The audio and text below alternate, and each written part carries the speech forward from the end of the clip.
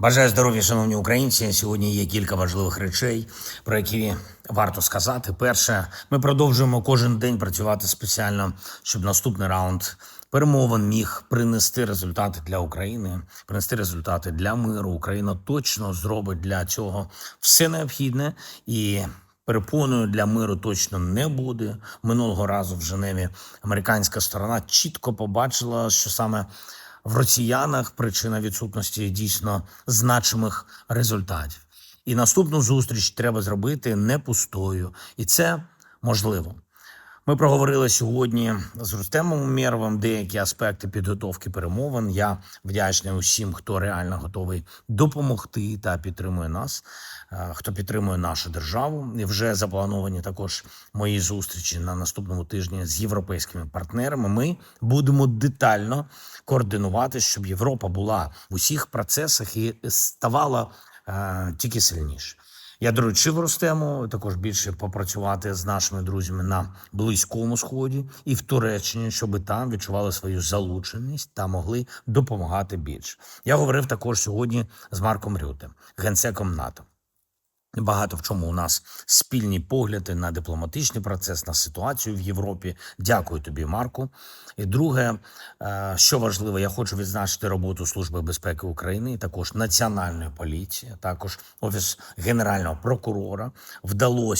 Вдалося знешкодити російських найманців, які готували замахи на наших громадян.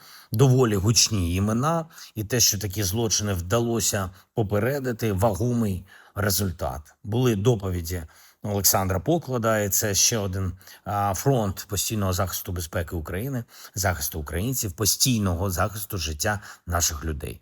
Те, як наші українські спеціальні служби, наші правоохоронці, наша розвідка знешкоджують російську злочинну активність проти українців. Зараз готували замахи проти українських військових, українських розвідників, українських медійників. Важливо, щоб саме так у взаємодії всі наші українські спецслужби, наші правоохоронці захищали українських громадян і надалі. Ще одне. Сьогодні є нові санкції України проти капітанів тих суден, які займаються перевезенням російської нафти. 225 капітанів. Ми послідовно будемо впроваджувати санкції та робити їх глобальними проти всіх тих, хто допомагає Росії заробляти гроші на війну. Багато хто в світі нас підтримує.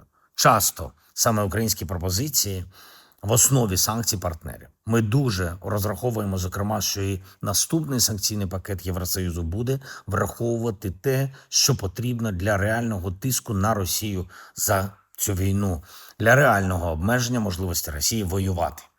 Це стосується в тому числі бану морських сервісів для суден, які використовує Росія. Варто до цього прийти Європі. І це те, що могло би стати значним стимулом від Європи для Росії, таки перейти від війни до дипломатії, до справжньої дипломатії. Війну треба закінчувати. Я хочу дякувати всім, хто нам допомагає. Дякую вам. Слава Україні!